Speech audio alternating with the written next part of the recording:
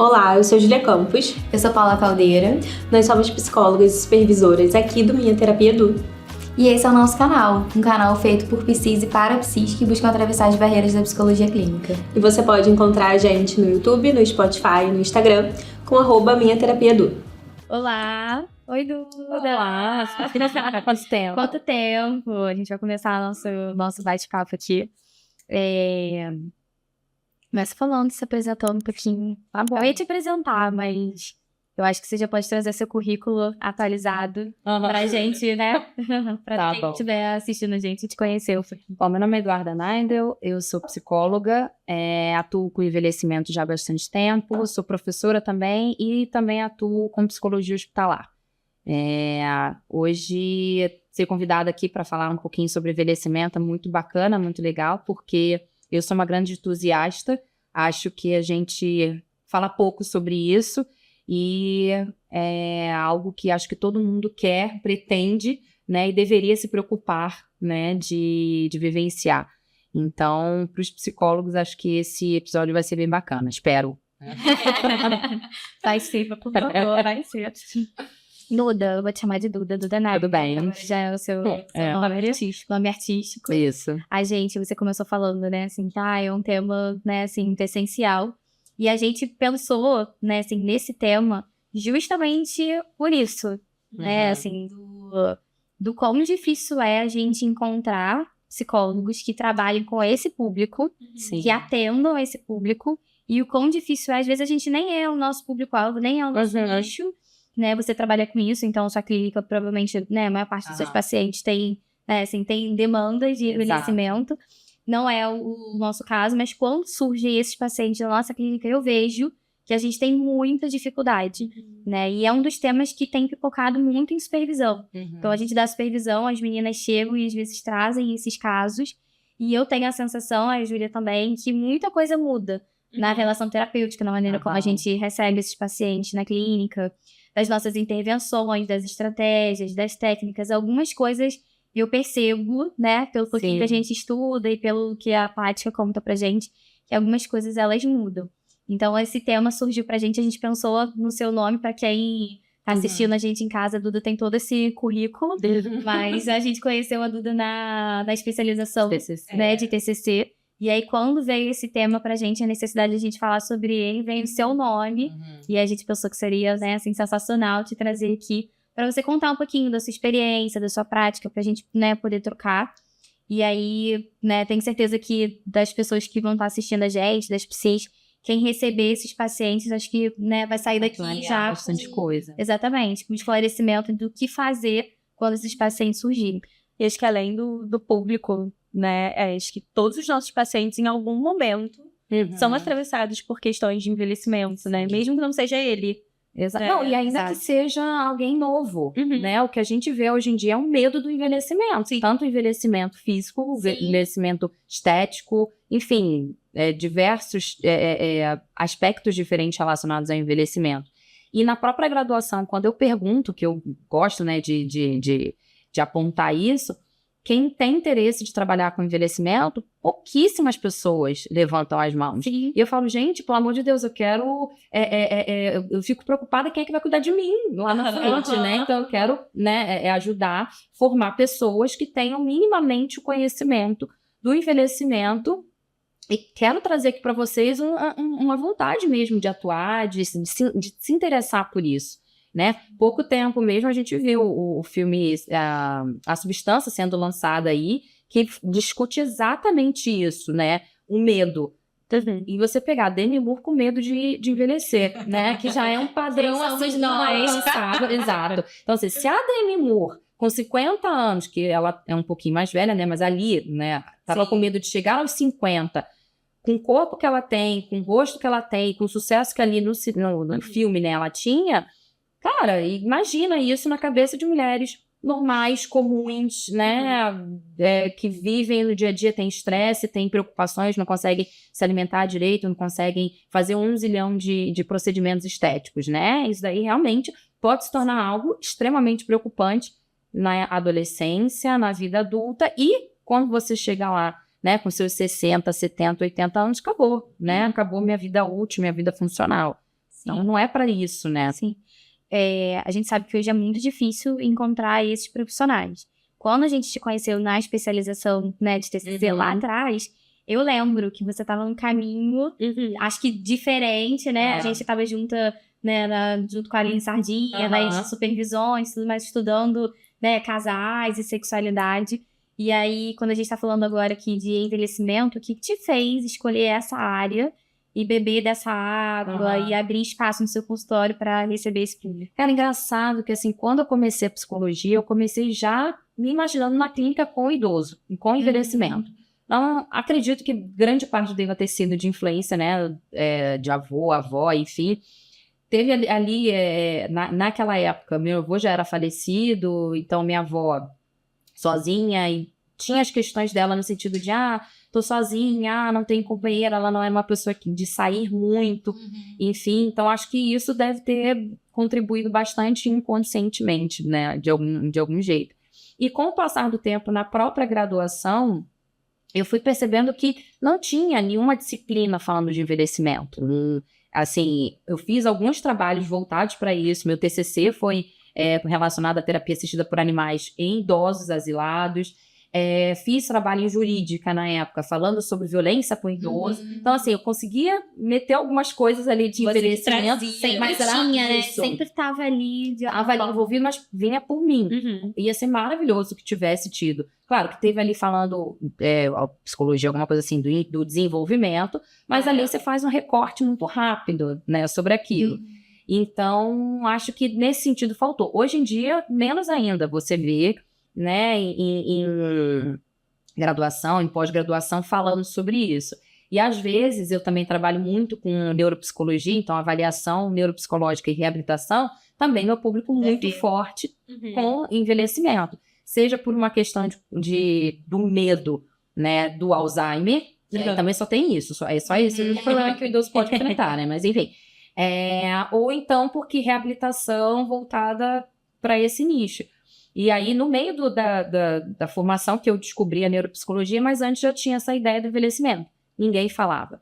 Quando eu fui para a neuropsicologia, que aí eu vi um campo bacana por conta do medo, né, do Alzheimer. Então, tanto a avaliação quanto a reabilitação tinha essa ideia de vamos ver se é um comprometimento, né, se tem ali um envelhecimento sadio, normal, ou se tem alguma coisa ali mais patológica, e se tem, vamos ou recuperar as funções que estavam ok, ou então tentar remediar de alguma maneira, né, enfim. Mas foi, para mim, assim, foi uma decisão muito simples, muito fácil, que veio, né, e com o passar do tempo ali eu fui vendo essa dificuldade. Hoje em dia eu vejo que, assim, diferente de mim, mas seguindo a grande maioria, não se pensa sobre trabalhar com esse público realmente, ainda que a gente veja um aumento absurdo, né, de idosos e uma necessidade muito grande de ter profissionais de todas as áreas, pensando sobre e estudando sobre isso, né? Sim, tem um gap muito grande, né? Sim. Acho que a gente precisa de profissionais. Quando a gente trabalha com idosos, eu entendo que é uma equipe multidisciplinar, atravessado, né, por várias coisas. Mas quando eu penso no psicólogo que vai estar ali no atendimento com o idoso, falta isso pra gente, né? Não são todas as pessoas que querem trabalhar e que abrem espaço para receber esse paciente no consultório. E acho que tem um gap muito grande do próprio conhecimento. Foi o que você falou do Alzheimer, Exato. né? Quando a gente pensa em idoso, a gente pensa logo em determinadas, né? Tem todo um estigma por trás. Eu acho que tem uns preconceitos e uns mitos que, acho eu, você vai, né, dizer melhor do que isso, que eu acho que impossibilita a gente, acho que dificulta a gente a chegar nesse público e abrir espaço para atender. E eu acho que muito disso tem a ver, tanto se a gente for para neuropsicologia, para TCC, tem a ver com, já tá velha, não tem mais o que fazer, né? Como se a vida dele tivesse... Acabou, né? Então, assim, se for pensar criança, eu vejo isso, né? Galera indo para trabalhar com criança, porque conselho tutelar, pai, mãe, escola, tá todo mundo em cima. E ainda tem uma vida inteira pela frente, vamos cuidar agora que, enfim, tal. E quando a gente pensa no idoso, e assim, a gente tá colocando idoso como se fosse 80, mas só 60 anos, né? Cara, se aposentou, tem muita coisa que você pode fazer. O ideal não é você pensar, agora que eu me aposentei, agora que minha vida vai começar. Não, né? E eu já falo isso, assim, em aula ou em cursos que eu dou, eu falo, gente, vamos começar a pensar em envelhecimento com os 30, com 35, porque é isso, envelhecimento, a partir do momento que a gente nasce, pronto, o nosso relógio que a gente não sabe qual já tá contando. Já tá contando, né? Exato. O envelhecimento já começa desde lá. Junto com o desenvolvimento de várias funções, junto com o desenvolvimento de capacidades e habilidades, a gente também vai ter ali, a partir dos 20, 25 anos, 25, 30 anos, a gente vai começar a ter algumas perdas e tudo bem, né? Só que assim, a gente vai ficando mais lento, a gente vai tendo um pouco mais de dificuldade, às vezes, de aprender as coisas rápidas, porque aquele momento mesmo de boom, de desenvolvimento cerebral, tudo isso, já aconteceu e tudo bem, né? Só que tem várias coisas que a gente deve fazer antes do envelhecimento propriamente dito, né? Segundo a OMS 165, acontecer que a gente precisa fazer, que a gente precisa pensar. Se a gente não correr lá na frente, né? Exato. Se a gente não pensar isso antes, só deixar lá para os 60, 70, aí às vezes realmente não tem muita coisa para fazer, porque a gente deixou de se preparar para aquilo, né? Como se fosse uma poupança, como se fosse, sei lá, guardar alguma coisa para o futuro. Tem que começar antes, né? Não tem como. E eu acho que essa grande dificuldade é das pessoas acharem, não tem o que fazer. Seja porque, já é idoso, já não tem mais sonhos, agora vai ficar cuidando de neto, porque agora se aposentou, já tá velho para estudar. E não é isso, né? Não faz sentido. E a gente mesmo que trabalha com TCC, a gente sabe que tudo isso pode ser reestruturado, reorganizado, né? Modificado, se a pessoa assim quiser.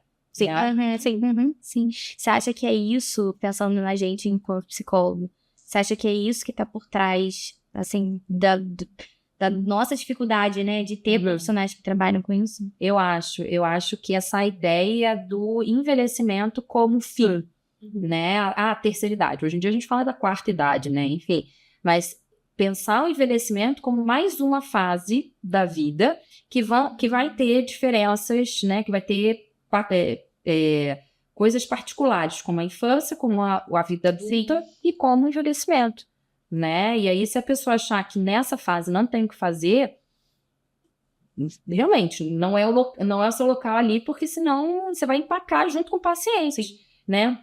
Vai te atrapalhar ali. Exato, realmente, fica em casa. Realmente, você não tem nada para fazer. Realmente, acabou. Fica de pijama em casa olhando a televisão. Né? Não é isso, né? A gente tem que estar ali junto com aquele paciente para mostrar possibilidades, né? Se ele tiver afim, vamos embora, vamos junto. Não, é outra coisa para você? Vamos ver o que pode ser, mas pensando na qualidade de vida, pensando ele ser ativo, mas dentro do que ele acredita que faz sentido para a vida dele, né? Sim, sim. Eu tenho a sensação também de que falta na gente formação e acesso a esse conhecimento. Já tem esse estigma. Tem que ter alguém que mostra que tem coisa diferente, né? Senão nunca vai mudar. Exatamente. Porque pensa na nossa formação, né? Se eu pensar na minha formação, foram pouquíssimos momentos que eu tive acesso a essa discussão que a gente tá tendo aqui. Sim. Sabe? Assim, que eu devo de ler um livro. Eu não consigo pensar em alguma aula específica, né? Assim, eu não consigo pensar em alguém, né? Assim, que momento da minha formação lá atrás, né, pensando nas psicólogas que acompanham a gente, que é muito nessa fase, né, assim, do sair da faculdade, né, do começar, que é a grande maior parte das psis que acompanham a gente. Eu não consigo pensar na nossa formação de ter isso, né? E eu acho também que uma das coisas que dificulta e faz com que a gente feche espaço para esse público é a falta de conhecimento, né, de informação, uma dificuldade mesmo na formação. Sim, né? Eu não sei como é que foi o seu caminho, né? Acho que o processo de envelhecimento sempre teve por trás e atravessado na sua prática.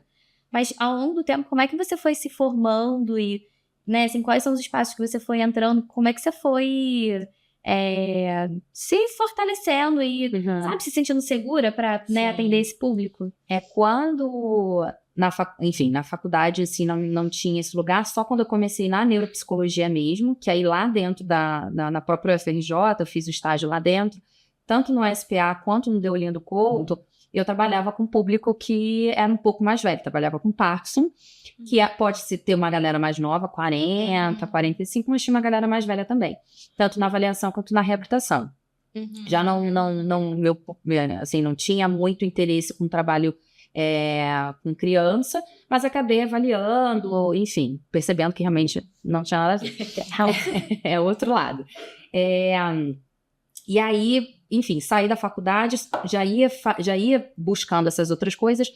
Na época do TCC, já fiz meu TCC voltado para esse público também e já estava interessada no mestrado, né? E aí, no mestrado também já pensando com relação à neuropsicologia, avaliação e reabilitação, o único local que eu realmente encontrei que tinha ali espaço para essa atuação foi lá na PUC, né? E aí tive sorte que a minha orientadora era amiga da orientadora de lá, ela falou, não, olha só, vai para lá, você tem um grupo de estudo, se gosta dessa área, vai para lá. No mesmo ano fiz a prova, passei e já comecei atuando em ambulatório. Já tinha uma pesquisa lá acontecendo. Falei, olha, eu quero trabalhar com avaliação, com reabilitação, com esse público, né? E aí, no ambulatório de geriatria, avaliando, no SPA também com essa área. Então, assim, ali já fui colocada naquele meio, vamos então, enfim, apresentar trabalho. Na UFRJ eu já estava nesse meio também da pesquisa, né? E aí, indo para congresso, aí em congresso, olhava lá, só me direcionava para esse lugar mesmo de envelhecimento. Sim. E aí lá, sim, eu consegui ver que tinha muita gente fazendo bastante coisa. Então, acho que... E uma coisa que eu falo bastante para os meus alunos, né? Cara, congresso, mostra, simpósio, seminário, qualquer coisa que seja. Vá e vai ver o que as outras pessoas estão fazendo. Você pode encontrar um professor que está fazendo uma pesquisa super interessante, entra em contato. Você está vendo alguém ali que atua com essa área, uma coisa que você nem imaginava, nem conhecia. Putz, quero ver sobre isso. Porque a faculdade ela vai te dar vários caminhos. Você vai sair dali, aí sim que você vai buscar alguma coisa para ir atrás, né? E aí, tanto no mestrado quanto no doutorado, foquei nessa área. E com os congressos, é que eu realmente vi que tinha muita gente boa fazendo muita coisa legal. Acho que no congresso, enfim, mostra, a gente sai da nossa bolha, né? Exato. Porque, querendo ou não, a gente tá ali na faculdade, conhece as mesmas pessoas, né? E acho que nesses locais a gente consegue ver o que tem... Sim, o que está fazendo. E na neuropsicologia, a TCC não. A TCC, no Rio de Janeiro, ele tem bastante gente boa, bastante gente fazendo trabalhos muito bons. Mas a neuropsicologia, ela não é tão forte, é mais no Sul e Minas Gerais. Sim, nos estados do Sul e em Minas Gerais, né? Então, o envelhecimento da mesma maneira, né? Então, desenvolvimento de testes, escalas, instrumentos de uma maneira geral, aqui a gente não tem tanto isso, né? E aí o trabalho acaba ficando, a gente sempre vendo muito de fora. E em congresso a galera vem, ou a gente vai, e aí a gente consegue ter uma troca mais bacana, né? Mais legal.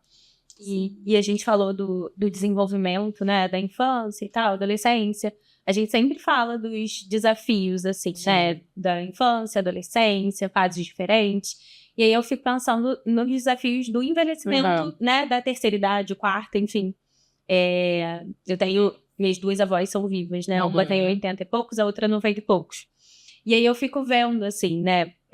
O quanto deve ser difícil também encarar solidão, perder pessoas. Sim. Né? Todo mundo que você conhece, família ali. Sim. Você vai o tempo perdendo, todo tá em contato com a morte. Né? E com luto que às vezes não se consegue trabalhar, né? E aí eu vou acrescentar com a morte e com aquela sensação de impotência, de inutilidade, né? Assim, porque você vê faz ao vivo. Com a sensação de impotência, de inutilidade. Sabe aquilo, né? Assim, que falta aquilo que o idoso sempre traz, né?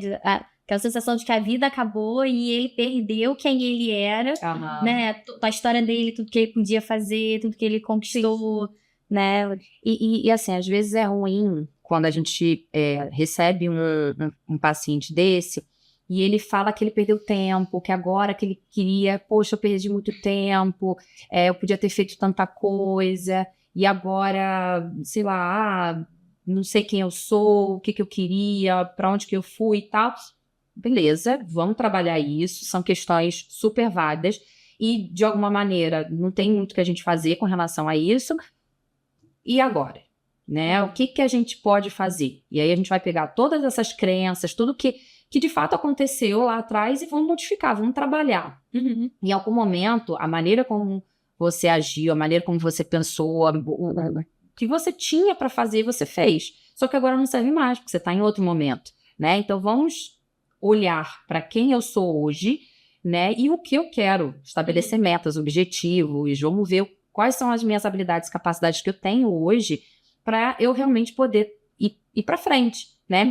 E com relação a isso, até na época da pandemia, eu fiz uma pós em psicologia positiva, pensando também no idoso, no envelhecimento. Eu falei, cara, como que eu posso olhar, chegar para esse público agora e falar, você tem sim potencialidade, você tem habilidades, competências, mas você precisa acreditar. Primeiro a gente precisa enxergar isso, encontrar isso. E a partir daí, vamos trabalhar com isso, né? Então, olhar não só para o envelhecimento, doença, mas para o envelhecimento, coisas que eu posso fazer, porque eu ainda posso fazer muita coisa. Vou ter limitação. Posso ter uma limitação física, posso ter limitações com relação à minha saúde mental, algum comprometimento. Sim, posso, mas eu ainda tenho muitas outras coisas que eu posso trabalhar.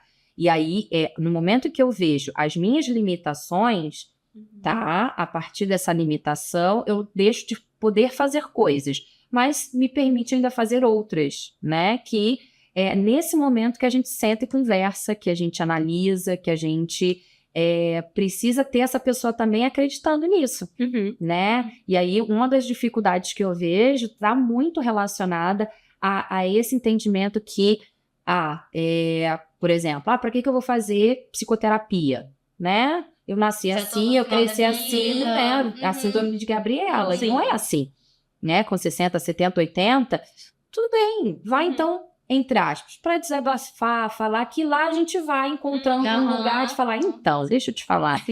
Né? Tem tanta coisa que ainda pode ser. Você me falou dessa vontade de ir a tal local, de comprar tal coisa, ou de experimentar. Não dá para fazer isso, né? Tem muita vida, né? Exato.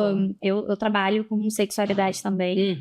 E aí, né, ao contrário do que as pessoas acham, né, assim, que nessa idade não tem, né, sexo e não tem, né, assim, a relação com a sexualidade ela é inexistente, não é assim, né? Então, tem uma procura muito boa e cada vez mais, assim, eu vejo que vem aumentando a procura de casais idosos, né, assim, por um atendimento em sexualidade. Ou seja, assim, tem muita vida, né? Assim, não é porque eu tenho 70, 80 anos que essas coisas, elas desaparecem, né? A vida não acaba. E, pelo contrário, a gente está se estruturando enquanto sociedade pra gente, né, durar cada vez mais. A gente tá durando mais. A gente tá durando mais. Exato. E por que se, assim, a gente continua vivendo tanto tempo e vai deixando coisas que eram naturais, né, pra trás, né? E isso ficou muito forte na época lá da especialização, que quando eu entrei, né, pro grupo da Aline, a minha ideia muito era, não, vou ver aqui com relação a casais idosos, que é algo que super interessante, mas que eu ainda não trabalhei, enfim. E não sei, deve ter se transformado numa placa na minha testa, que eu estava trabalhando com casais e sexualidade, que as idosas começaram a falar sobre sexualidade comigo, né? E aí trazendo com uma naturalidade muito, assim, bacana, falando, tem dificuldade disso com aquilo com meu marido, ou não, sinto falta, ou isso, aquilo. E aí quando você vai ver, de todos os profissionais, né? Tem um achismo de que não existe sexualidade no envelhecimento. A sexualidade já é um tabu na infância, todas as fases, na adolescência, na vida adulta. Então, se aquele hoje idoso já não falava de uma maneira naturalizada sobre sexo antes, isso vai continuar. O idoso não vai mudar. Né, de dar água pro vinho, vai permanecer a mesma personalidade ali, só que agora com uma ruguinha ou outra, com uma limitação ou outra, usando uma medicação ou outra, né? E por que a gente não fala sobre isso? Né? Se tinha necessidade, se tinha vontade antes, desejo antes, por que agora a gente finge que isso não acontece, a gente finge que isso não tá ali, né, presente. Então, e aí foi muito interessante, né, essa experiência, o meu TCC nessa época também foi isso, né, sobre a dificuldade multidisciplinar mesmo, né, que os profissionais tinham de abordar, de trabalhar com a sexualidade, com a contribuição que a TCC teria para isso, né, de fato, né, agir com naturalidade, falar com naturalidade sobre, pensar sobre a sexualidade, né? Aquela mulher, aquele homem, enfim, quais eram as práticas que se tinha antes, hoje, com a minha idade, o que que eu posso continuar fazendo, que dá para eu continuar fazendo, estou usando uma medicação ou outra, que às vezes afeta um pouco a minha libido, tenho esse conhecimento, o que que eu posso fazer para minimizar? Né? Se eu tenho algum problema, né, de saúde, que não posso fazer algum esforço, ou, enfim, eu brinco falando, não posso fazer a posição 27 do Kama Sutra, vamos buscar 32, a 75, sei lá, né? Enfim, tem possibilidade. E não que a gente trata, muitas das vezes, né? As pessoas tratam o idoso como, idoso e criança é a mesma coisa, se infantiliza. E aí, por isso que a gente não pode falar de envelhecimento, não pode falar de sexualidade no envelhecimento. Não, porque a minha mãe tá viúva, então ela não tem namorado, ela não sente vontade de fazer alguma coisa. Papai e mamãe não fazem nada, então quando eu viajo, deixo os meus filhos lá, eles cuidam dos netos. Não é assim. Né? Eles têm direito de manter a sexualidade deles da maneira que eles quiserem, né? Então, esse ponto da sexualidade é algo que a gente precisa falar também e com naturalidade. Não como assim, nossa, né? O idoso fazendo sexo. Não, a pessoa fazendo sexo. É uma pessoa fazendo sexo, tendo esse direito de expor a sua sexualidade, de colocar a sua sexualidade como antes também fazia. Se ela se sente bem, né, então ele está cometendo um crime, beleza, ótimo, tudo bem, não tem problema com relação a isso, né, e vai continuar tendo os mesmos desejos, as mesmas vontades. Pode ser que talvez, não, mas eu não estou mais afim desse jeito, eu quero fazer de uma outra maneira. É identificado, né, isso e também colocar isso como algo natural, né. Sim. E isso é uma coisa que a gente faz, na verdade, a vida inteira, né, a gente vai envelhecendo em todas essas fases e a gente vai deixando coisas para trás e a gente vai se, não sei se flexibilizando, adaptando. A Duda de hoje é diferente da Duda de um mês atrás, de um ano atrás, de 5 anos atrás. E eu espero que seja diferente daqui a 10 anos, 15 anos, né? Mas eu percebo também, assim, que atravessa a sexualidade, mas acho que é uma outra coisa difícil do processo de envelhecimento que vem muito como queixa, né, assim, que esse público traz, que é uma dificuldade de se relacionar com o corpo, assim, com a imagem, né, corporal, de uma coisa, né, assim, de ver mesmo aquele envelhecimento no corpo físico, né, de ver a ruga, de ver o cabelo branco. Como é que é isso? Eu imagino que isso também seja uma das queixas que esse público traz e uma das coisas que aparecem no consultório para ser trabalhado. Como é que é isso? Eu acho que é um grande ponto, e isso a TCC a gente trabalha bastante, né? Ressignificar as coisas, né? Então, aqui antes, às vezes, era visto como algo, cabelo branco tá desalinhado, é preguiçosa porque não tá fazendo alguma coisa. A gente, de fato, vê um movimento muito forte, né? De, cara, isso daqui tem a ver com a minha história, isso daqui tem a ver com quem eu sou. Não tô gostando do meu cabelo assim. Faz um corte diferente, né? Ou, sei lá, um estilo diferente, alguma coisa assim, né? Da mesma maneira que o que tá no meu rosto tem a ver com todas as experiências que eu tive, tem a ver com todas as coisas que... o sol, há muito sol, que eu ia muito à praia, então eu gostava muito. Poxa, eu não me cuidei lá. Tá aqui marcado hoje. Se eu tenho condições, eu vou me trato mais pela saúde do que para esconder alguma coisa, né? Mas isso, de fato, né, a gente vê como algo que a sociedade coloca muito forte, né? Às vezes nem é da própria pessoa, mas aquilo dali veio como a sociedade me vê desse jeito, minha filha falou desse jeito, na rua as pessoas me olham desse jeito e acham isso ou aquilo de mim, né? Então, é uma ideia muito forte de se trabalhar ali quem eu sou, né? Em algum momento da sua vida, deixar de pintar cabelo foi algo, né? Se simbolizou algo. Na pandemia. Porque eu não podia sair, porque eu estava cansada, não queria. Tá, acabou a pandemia, a gente saiu daqui. E aí, por que você não pinta mais? É realmente por uma questão de estética, que agora eu me olho, me vejo bem, as outras pessoas que não me veem bem, então a gente pode controlar só um lado, o outro lado a gente não consegue controlar. Então vamos pensar o quanto que a opinião do outro realmente importa para mim, né? Ou é algo que realmente eu não tenho forças, eu não tô me sentindo bem, eu acho que não vale a pena pintar porque acabou a minha vida, aí é outra história, né? Em relação a isso, assim, falei que eu tenho 2 avós, né? Tem uma avó que tem, uma delas tem, as 2 são muito vaidosas, mas uma tem 92, 91. Não sei, a identidade diz uma coisa, ela diz outra. Então, seria a minha história. Aí, mas ela é muito vaidosa. E eu acho que é isso, a gente não espera que uma pessoa mais velha vai ser tão vaidosa. Assim, ela é vaidosa no sentido de não vou na rua sem passar o creme na mão. Teve uma vez, acho que foi antes da pandemia, ela passou mal, enfim. E não foi exatamente um AVC, mas foi algo do tipo. E aí ela não tava conseguindo falar, a gente acordou de manhã, eu falei, ui, acho que minha mãe não tá falando direito e tal, morava com elas ainda. E aí eu falei, vó, a gente tem que ir pro hospital, você tá passando mal.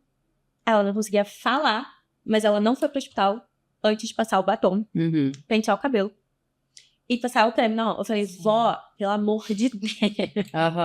Mas ela é assim, e eu acho que as pessoas não esperam isso, né? Assim, que é isso, o cabelo tá pintado sempre. Já minha mãe tem cabelo grisalho, porque ela se sente bem, sabe? Então acho que também a pessoa se As duas sentir estão bem, ali, as duas exato, estão felizes do jeito delas. e se reconhecer como eu me sinto bem, né? Não como as pessoas esperam que uma pessoa da terceira idade vai estar, né? Sei lá, fazer academia, fazer exercício físico. Exatamente. É fazer as pazes, né, assim, com o que você tá vivendo, com o seu momento. Exato. A Duda falou da psicologia positiva, eu fiquei pensando na aceitação e compromisso também. Também, exato, que vai trabalhar bastante esses pontos, que, assim, em qualquer fase da vida, né? Às vezes eu escuto a pessoa falar, eu não sou doida, eu não preciso de psicoterapia, porque... E aí normalmente fala terapia. Eu gosto de sempre frisar psicoterapia para trazer para esse lado. Para trazer para esse lado do psicólogo. Mas, assim, se a gente for pensar a psicoterapia como autoconhecimento, como um local que a gente possa pensar sem, às vezes, medo do que o outro vai falar, do que o outro vai julgar, de simplesmente falar em voz alta e alguém fazer um apontamento pra gente que a gente, do óbvio, que a precisa gente não ser consegue dito, ver. mas que a gente não consegue ver. E qualquer outra pessoa vai falar pra gente e a gente não considera porque, bem ou mal, não é uma autoridade, ou não estudou sobre, ou, sabe, não tá ali com o livro como... A gente escuta de uma teoria forma diferente, né? Mas assim, me parece que esse público, ele desafia a gente em N aspectos, né? E aí me parece que tudo que eles trazem de queixa, a gente tá falando, né? A sexualidade, a dificuldade de lidar com o corpo, essa imagem, né, corporal. Com as perdas. Com as perdas, né, assim, constantes. Com as próprias limitações do corpo. Enfim, com N aspectos que atravessam o envelhecimento. Me parece que é muito na psicoterapia, em TCC, trabalhar e desenvolver algumas habilidades. Quando vocês estavam, né, a gente estava conversando, a Júlia falou um pouquinho da avó dela e tudo mais, me deu essa sensação, assim, de que a gente vai abrir espaço para desenvolver algumas habilidades para a gente poder conseguir fazer as pazes, né, com esse momento, com esse contexto, com essa nova fase de vida. Então, eu fiquei pensando, né, de uma aceitação radical da experiência, de uma intolerância, desenvolver uma maior tolerância ao mal-estar, né, de desenvolver uma compaixão, né, de poder ser mais compassivo, né, assim, com aquela experiência. Fiquei pensando em, né, flexibilidade, né, de eu conseguir ser mais flexível. Fiquei pensando em habilidades. Sim, que se tem com relação. Exatamente.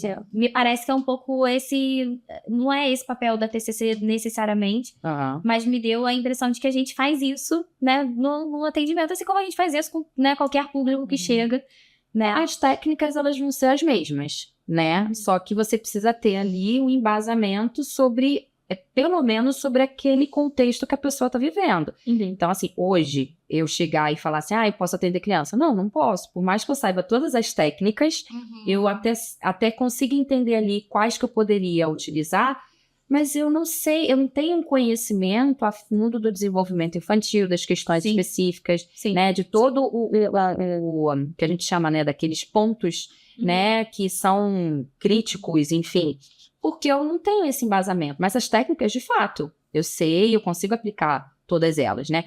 Como a gente estava falando no início, o grande problema eu não sei quais são os aspectos mais importantes do envelhecimento, quais são as fases, né? Quais são as questões ali que acabam surgindo e que podem estar por trás de coisas que são do senso comum.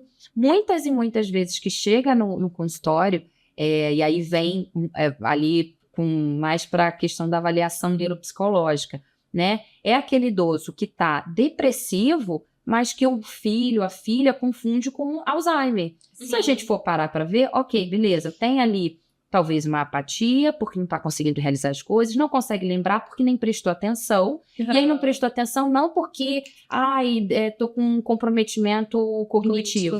Não, eu não estou prestando atenção porque isso não me interessa, porque a minha esposa faleceu, porque amigos meus foram embora, ou porque eu tive que sair de casa, porque eu caí, e aí não tem ninguém que possa ficar comigo, estou na casa da minha filha, enfim. Então, é confuso para as pessoas que estão em volta, e de novo, tudo é Alzheimer, né? Tudo é demência. E aí não, aquela pessoa está depressiva. E tranquilamente, a gente chama até de pseudodemência. Quando tem outras coisas, outras patologias, outras questões ali que estão influenciando, né, naquele envelhecimento, mas que a gente sempre leva para aquilo que é mais fácil, que a gente considera. E não, o idoso ele pode estar com uma ansiedade, ele pode estar com depressão, né? E ali, só que a gente precisa saber o que está acontecendo com aquele idoso, naquele envelhecimento dele, que vai ter as particularidades, vai ter toda a bagagem dele, subjetiva, né? Para a gente entender por que ele está se sentindo daquela maneira, que às vezes nem ele tá entendendo, né? Ah, não, isso é normal, todo idoso quer ficar mais deitado na cama porque não escuta direito, porque não enxerga direito, ou porque, sei lá, qualquer outra coisa que as pessoas possam pensar, né? E aí tem aquelas ideias do envelhecimento pré-estabelecidas, e se eu hoje vou pegar um idoso aqui, vou aplicar as técnicas e, realmente, ele não está lembrando das coisas, então deve ser Alzheimer. Cara, não, a gente tem que olhar aquela pessoa de uma maneira muito ampla, né? Tanto com biológico, com psicológico, com social envolvido ali, né? E a gente parar e ouvir, ter esse lugar do idoso falar do que está sentindo, não diminuir, né, as emoções que ele está tendo, não inferiorizar isso, porque, poxa, mas ele tem tudo. Não, mas alguma coisa ali para ele não faz sentido, tá em falta, né? A gente não sabe. Acho que talvez dá importância porque ele tá trazendo, né? Acho que de alguma forma, por aquilo, né? Da gente achar que a vida acabou, falta pouco, né? A gente não tem que se preocupar. E aí a gente, sem querer, pode diminuir a dificuldade que ele tá enfrentando, né? Ou quanto ele tá sofrendo por alguma coisa, porque a gente acha que não. Exato. E se a gente colocar a psicoterapia, né, num lugar de que, eu vou desenvolver habilidade para o trabalho, eu vou, sei lá, trabalhar aqui para melhorar o meu relacionamento. Não, é autoconhecimento, né? Para a gente pensar sobre a gente o tempo todo, a gente precisaria disso, né? E aí, aquele idoso que acabou de se aposentar, aquele idoso que perdeu alguém, ou aquele idoso que, não sei, não estou vendo mais o sentido na vida realmente, quero ir para psicoterapia para falar sobre mim, para falar sobre a minha vida, para falar sobre desejos. Eu ainda tenho desejos, será que é normal ter desejos agora, nessa fase? Será que eu devo começar uma faculdade agora, né? Ou já tá tarde demais, vou ficar ali com um monte de galera novinha, ninguém vai me aceitar. E aí nem é um pensamento disfuncional, né? Pode ser que realmente aconteça. E aí, como é que eu vou lidar com isso? Vamos lá, vamos me preparar de alguma maneira. Outro dia eu vi nesses dias no Instagram que eu adoro seguir, que é Razões para Acreditar. E aí era um idoso de 70 e poucos anos, talvez, que ele estava se formando em medicina. E muito legal ele falando da história dele e tal. E ele falando, não, eu vou fazer residência em clínica médica, não sei o quê. E aí depois ele queria fazer trabalho voluntário, enfim. Mas acho que é encontrar esse sentido. Objetivo, exatamente. Que a vida dele antes não tinha nada a ver com isso. Exato. Sabe? Da mesma maneira que a gente fala isso para um adolescente ou para uma pessoa com 25 anos. Vamos lá, por que você acorda todos os dias? Pelo que você acorda todos os dias, né? Como que você se vê daqui a um ano, né? Como que... sei lá, o que você espera alcançar, conquistar? Por que eu não vou falar isso para uma pessoa de 60, 70, 80? Porque não vale a pena? Caramba, a gente está colocando ali uma sentença para aquela pessoa, não faz o menor sentido, né? É aquele realmente, assim, a morte é a certeza maior que a gente tem, sim, em qualquer idade, né? E eu ali posso ir antes do que ele, né?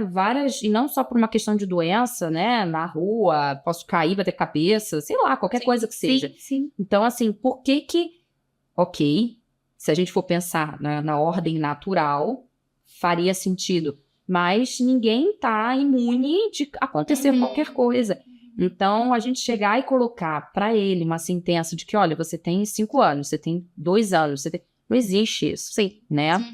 A não ser que, de fato, essa pessoa, né, deprima, que ela não se cuide, aí são outras questões. Sim. Você estava falando, né, assim, que em termos de técnica, intervenção, de estratégia, nada muda pra gente em TCC. Mas cada público desafia a gente em alguns, né, aspectos. Trabalhar com criança é diferente de trabalhar, né, com adolescente, é diferente de trabalhar com adulto e totalmente diferente de trabalhar com público idoso também. E a TCC, ela vai se adaptando, né? Acho que é um dos princípios da TCC a gente se adaptar, né, ao que a gente está recebendo ali. Que adaptações, assim, você consegue, né, ver que são necessárias e qual é a atitude do psicólogo? Não sei se atitude é a palavra certa, mas assim, qual é o perfil do psicólogo? Talvez o que a gente precisa moldar. O que a gente precisa moldar na gente ou na forma como a gente está fazendo TCC e terapia para abraçar aquele idoso e as queixas e as dificuldades que eles trazem pra gente. Porque acho que isso é uma coisa interessante. Sim. É uma coisa muito assim engraçada que a gente costuma ver, né? Quando você vai trabalhar com criança, o psicólogo ele vira a tia, o tio, né? E aí sentar e brincar é uma coisa ok. Ainda assim você tá no lugar ali de uma autoridade, é um adulto. Quando você vai conversar com um idoso, já aconteceu de situações, fala assim, minha filha, eu tenho mais tempo de vida do que você tá me falando isso? Né? E aí eu lembro que no início eu fazia coca, eu colocava o óculos, eu botava uma roupa parecendo um pouquinho mais velha, né? E eu vejo alguns alunos meus muito novinhos falando assim, poxa, como é que eu vou chegar lá e vou falar para a idosa fazer desse jeito? E aí eu vejo que fica meio que assim com medo de dar uma ordem para a idosa, né?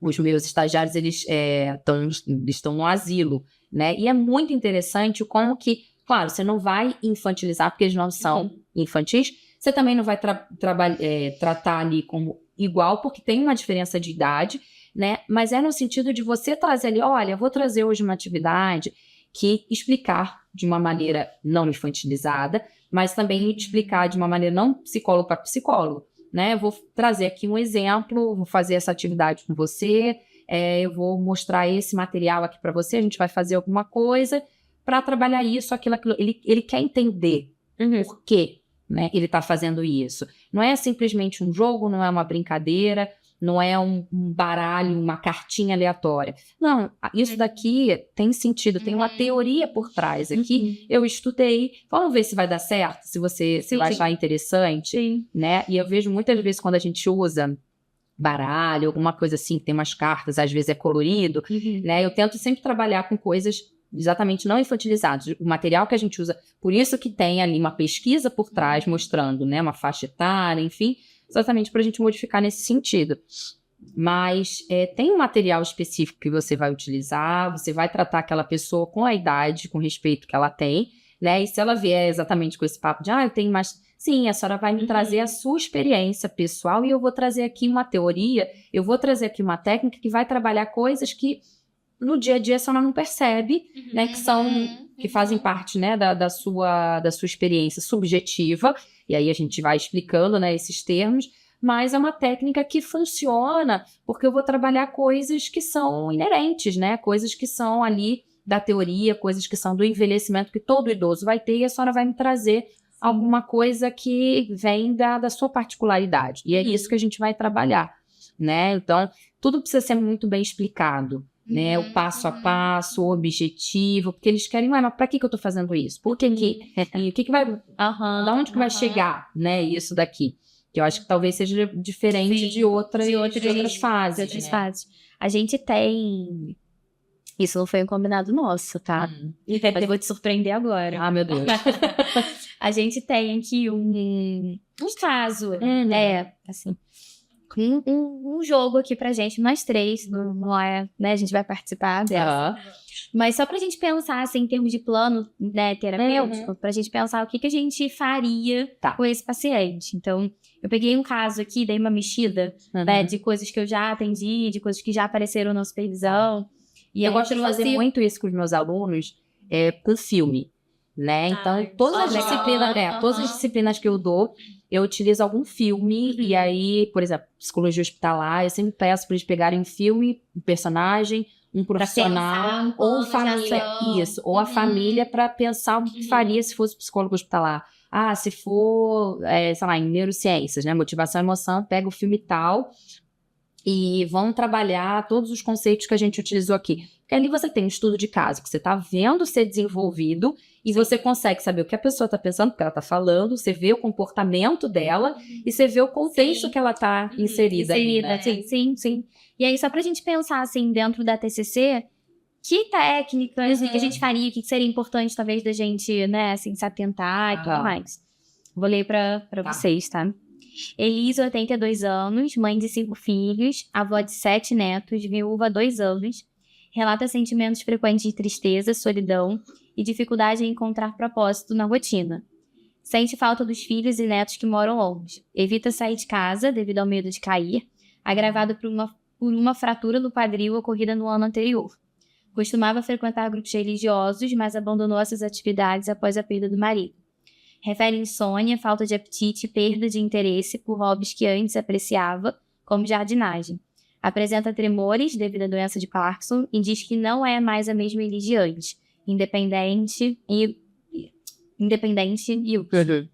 Nossa, tem vários pacientes aí. Todo mundo. É uma mistura de, né, assim, um monte de... Acho que uma mistura de tudo que a gente falou. De tudo que a gente falou. Exato. Eu tenho, assim... uma das primeiras práticas que eu faço logo depois da entrevista, né, de conhecer um pouco a pessoa, eu sempre entrego um checklist de interesses, né, e até porque isso também acaba guiando muito, tanto atividades que eu possa levar lá para eles discutir, enfim, quanto para eu conhecer realmente a fundo, né. E aí a pessoa vai dizendo o que ela gostava de fazer, qual era a frequência que ela fazia determinadas coisas, enfim, quanto tempo que ela, né, se está fazendo, continua fazendo, enfim. E aí, primeira coisa, né, entender, conhecer, qual é o nome? Elis. A Elis, quem era a Elis lá de trás e quem é a Elis de hoje em dia, né, para perceber o que ela mantém e por que algumas coisas ficaram para trás. E tudo bem ficar para trás, né, os interesses vão sendo modificados, né, as vontades, enfim, os desejos vão se modificando, né, ver o que ela pensa realmente, né, do envelhecimento hoje. Eu tive uma paciente que ela já tinha tido o diagnóstico de doença de Alzheimer realmente, né, mas o que tinha colocado ela para baixo foi saber o diagnóstico, e aí acabou vindo realmente uma depressão junto.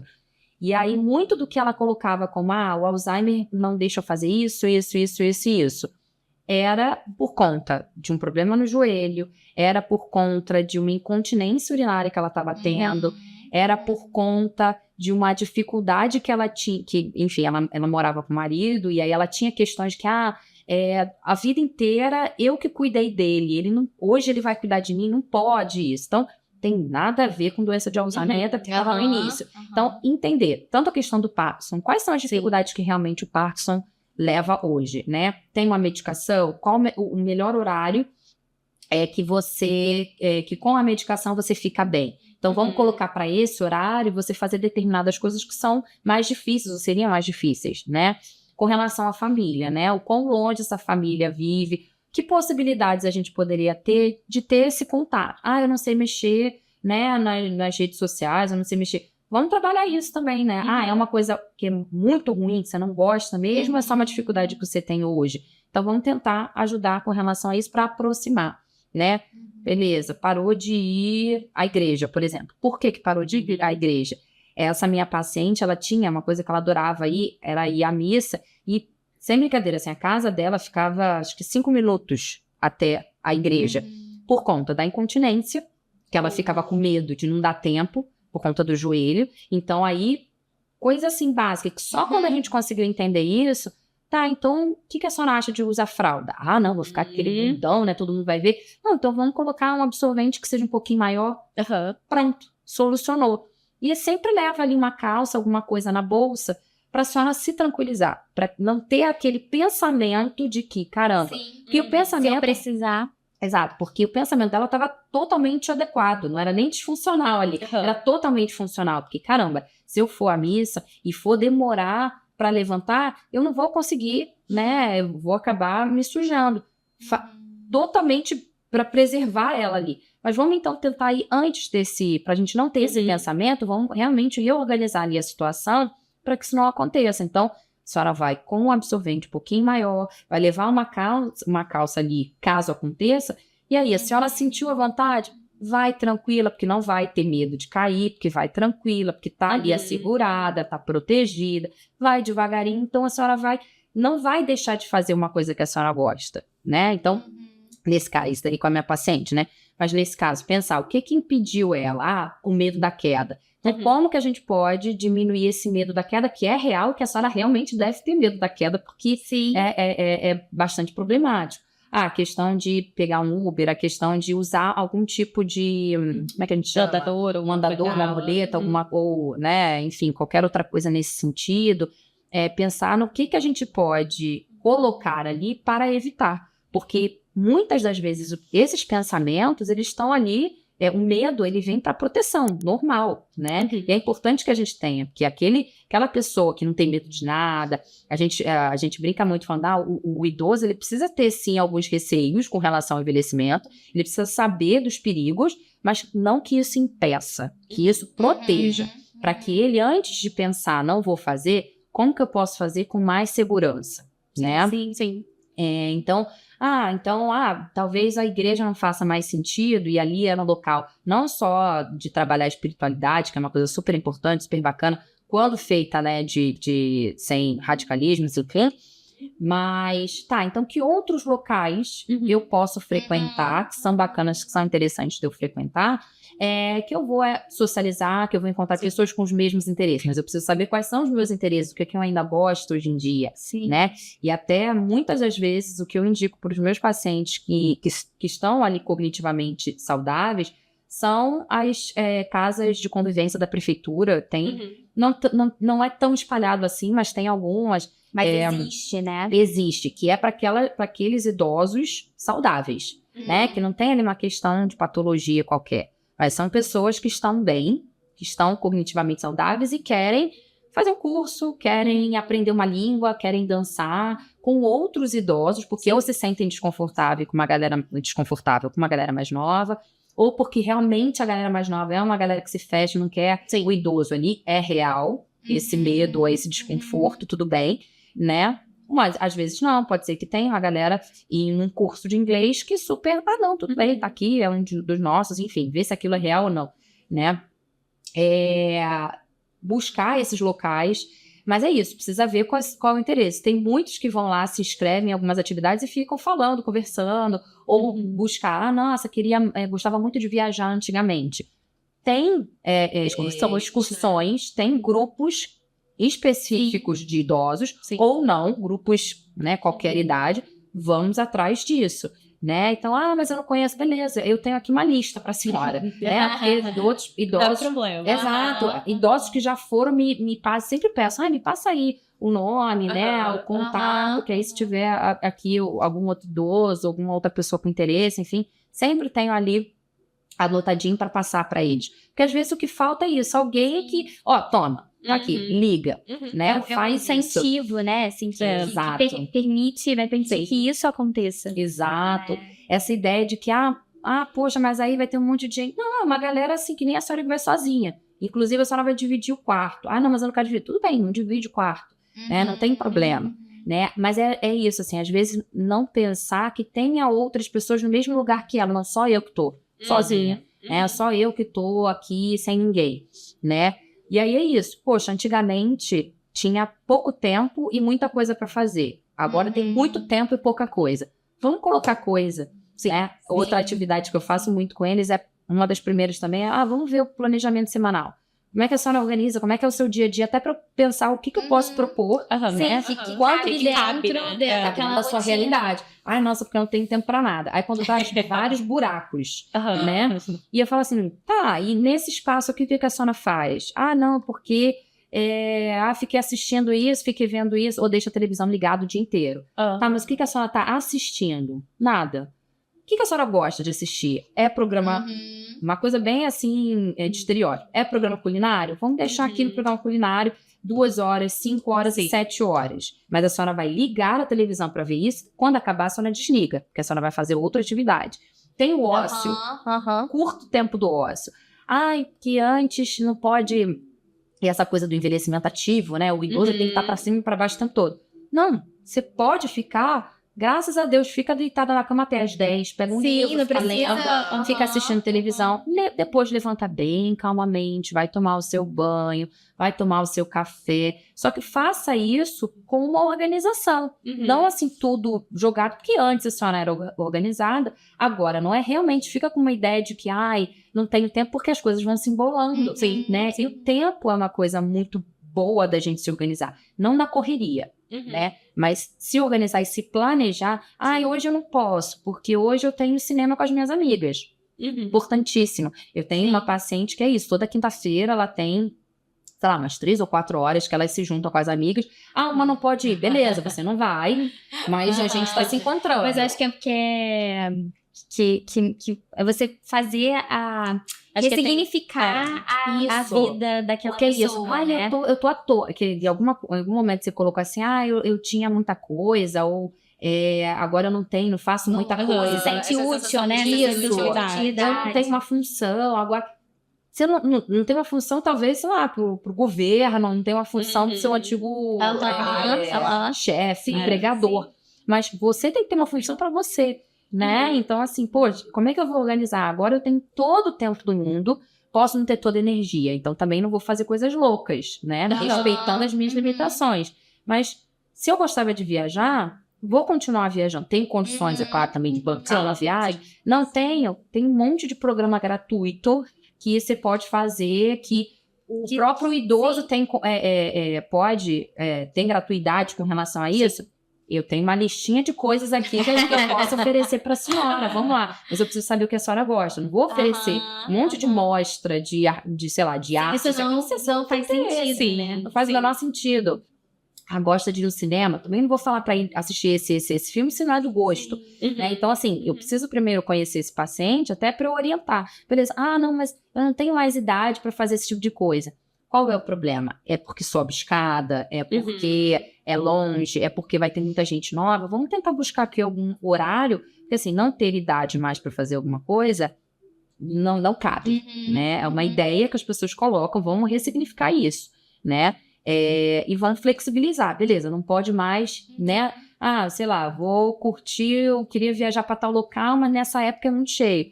Beleza, vamos ver outro momento, uma baixa temporada, pensar em um outro contexto. Tem uma coisa, assim, que fica para mim, se a gente puder resumir o nosso papo de hoje em algumas, né, palavras, algumas coisas que são importantes, a gente refazer, assim, ressignificar as coisas. Eu sinto muito isso dos meus pacientes, assim. E tem uma coisa que eu sinto que é difícil, que atravessa o tempo todo o meu atendimento, que é deixar que aquela, né, vou botar eu velhinha, né, deixar que aquela Paula do passado fique no passado, e que você abre espaço, né, pra você encontrar, né, assim, conhecer a Paula velhinha, né, a Paula lá do futuro, né, a Paula de hoje, velhinha, né, tendo a vida que ela tem, o que você pode fazer pra você se encontrar e gostar de quem você é hoje, do contexto, né, que você vive e tudo mais. A gente não pode mudar as coisas que aconteceram. A gente acolhe as decisões que a gente teve que fazer, a gente acolhe os caminhos, os percursos que a gente já teve lá atrás, porque isso que produziram, geraram quem eu sou hoje. Ponto.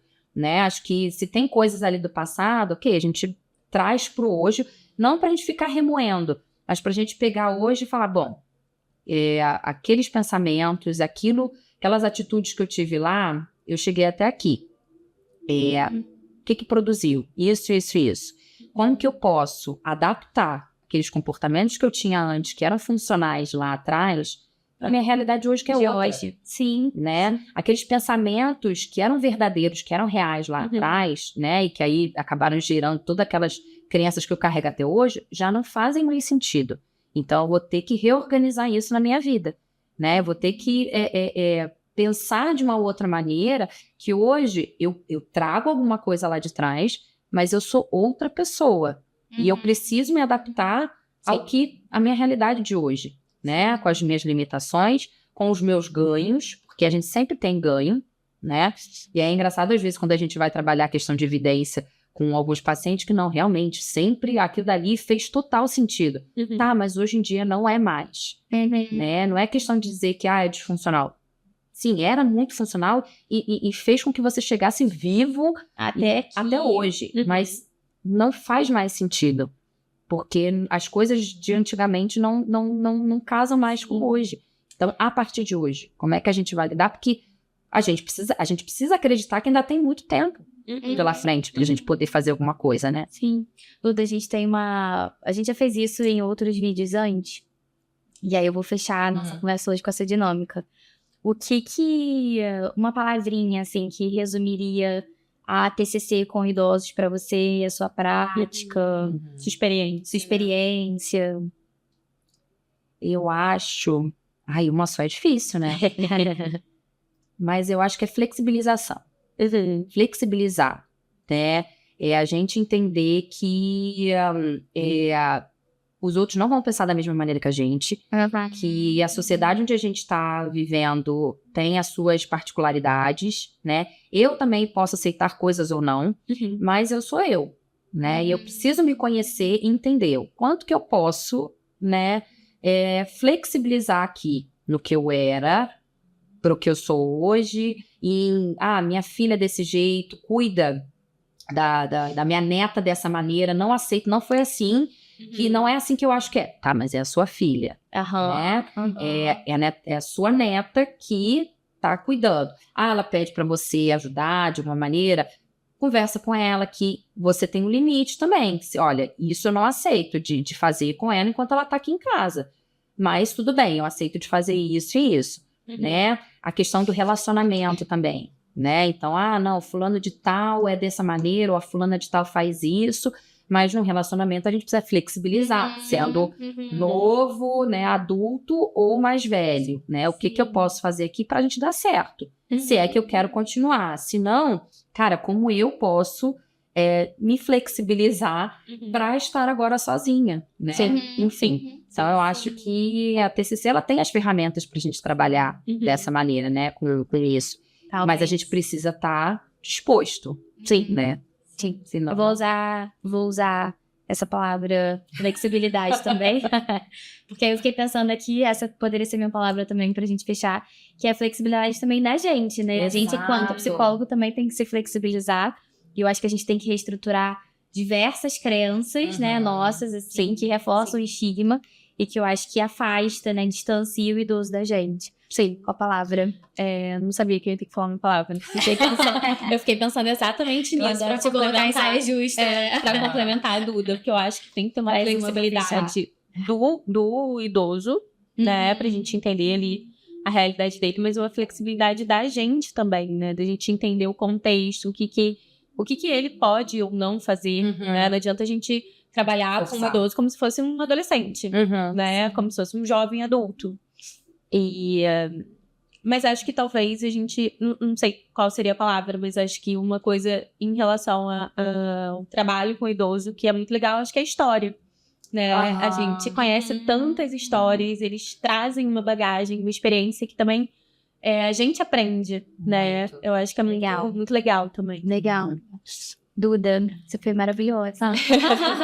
Foi uma aula aqui de TCC e idoso pra gente. Acho que aceitamos na escolha de trazer a Duda pra conversar hoje.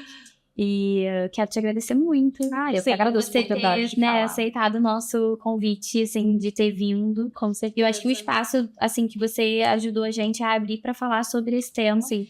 Que a gente, né, assim, teve muita dificuldade, tem dificuldade pra caçar conteúdo e tudo mais.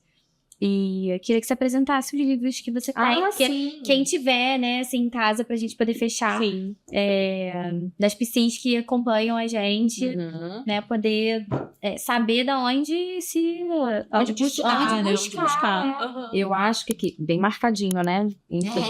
Eu acho que esse daqui é muito bacana, porque fala exatamente da TCC, especificadamente com os idosos. Legal. Então, acaba sendo algo...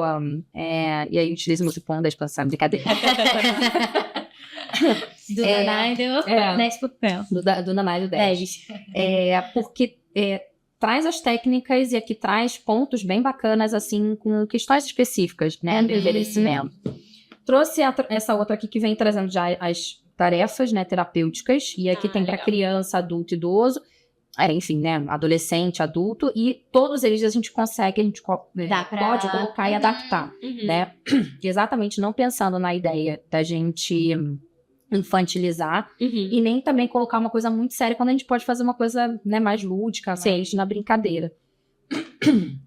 Pensar que esse aqui também é muito bacana da gente pensar na aposentadoria. Pensar na aposentadoria, que às vezes acaba sendo aquele, pronto, acabou. Vai ter realmente. E nem sempre para o idoso, porque pode ter uma pessoa muito nova se aposentando. Sim. Mas tem essa ideia que assim, a aposentadoria é exatamente no momento em que aquela pessoa acabou a vida, né? E não. Para alguns idosos, realmente pode ser o momento de se viver a vida. Essa geração que trabalha, e agora eu vou aproveitar. E uma das coisas que eu falo muito com a galera mais nova é, gente, vamos equilibrar, porque a gente não sabe como que a gente vai chegar no envelhecimento, lá na velhice, e nem se a gente vai chegar na velhice, né? Então, assim, deixar tudo, que aí cria aquela expectativa. Agora eu vou curtir, e caramba, tô com doença, tô com isso, não tenho dinheiro, enfim. A gente pode colocar uma expectativa muito grande lá na frente, e lá na frente não ser tudo isso, porque a gente pode achar, não, vai ser só descanso, vou só curtir, e não. Pode ter um monte de responsabilidade aí, né, que a gente não vai conseguir lidar, né. Tem essa outra aqui que eu comecei a trabalhar quando fui falar sobre a sexualidade. Legal. Porque o SBGG, a Sociedade Brasileira de Geriatria, né, em Gerontologia, ela tem um grupo lá de estudos, né? Ele tem também um congresso, né, também, que eles falam sobre a velhice LGBT, enfim, LGBTQIA+, mas o quanto, se a gente já não fala com relação a envelhecimento já é um tabu, sexualidade no envelhecimento já é um tabu, imagina quando a gente tem aquela sexualidade não considerada normal pro idoso, né? E, de fato, são poucos idosos que a gente vê não é nem se colocando, mas assim, conseguindo colocar a sua sexualidade de uma maneira plena, né? E se a gente for pegar, por exemplo, idosos trans não existe, porque a média de vida, a expectativa de vida ali fica, sei lá, 35 anos, no máximo uns 40 anos. Então, é muito inviabilizar, colocado ali no lugar de esconder, né? E dependendo da situação, vai para onde quando vai para um abrigo? Vai para a ala feminina ou masculina, né? Se vai voltar a morar com os filhos, esses filhos não aceitam. E aí aquele idoso que já estava fora do armário volta pro armário, ou aquela pessoa vai cuidar do pai ou da mãe e esse pai ou essa mãe são preconceituosos, não aceitam você na sua casa, enfim. Então isso é super interessante da gente começar a pensar também um pouquinho a respeito disso, né? Com certeza. A Miriam Goldberg, qualquer coisa que ela escreva é super bacana, ela trabalha, pesquisadora com relação ao envelhecimento, então até há pouco tempo ela estava no programa da Gabriela Prioli, eu não lembro qual é o programa dela, mas estava falando exatamente disso. E ela estava trazendo muitas questões com relação ao feminino, com relação ao envelhecimento, com relação às expectativas que se colocam, né? Então, qualquer coisa que ela fale é super, super bacana, enfim. E com relação a cuidar dessa pessoa, mas não retirando dessa pessoa, né, as características, os desejos, as vontades dela, né? Como que a gente agora pega aquela figura que era o pai, a mãe de responsabilidade, autoridade, e a gente se vê tendo que falar, pô, não faz isso, cara, tá vendo que tá errado, ou não, eu posso tomar conta de mim mesma, né, ou cara, tá vendo que isso é golpe, não vai mexer uma com isso. troca de papel ali, né? Exato, né, e aí quanto que eu posso, né, cuidar sem diminuir, sem tirar esse papel e esse lugar, né, que essas pessoas têm, né? Então acho que é uma seleçãozinha aqui que eu acho que dá para ver tanto a parte cognitiva quanto a parte subjetiva, quanto discutir, né, pensar sobre. Que fica como indicação mesmo para quem quiser seguir essa área. Enfim, te agradeço muito por você ter topado o nosso convite. Muito obrigada, foi ótimo. Todos os apontamentos, tudo que você colocou aqui, né, foi ótimo. E o nome da minha terapia Edu. Agradeço enormemente. Espero que você possa estar com a gente em diversos outros momentos. Falando de várias sexualidade. Doce, né? Mas obrigada, viu? Eu que agradeço. Foi um prazer.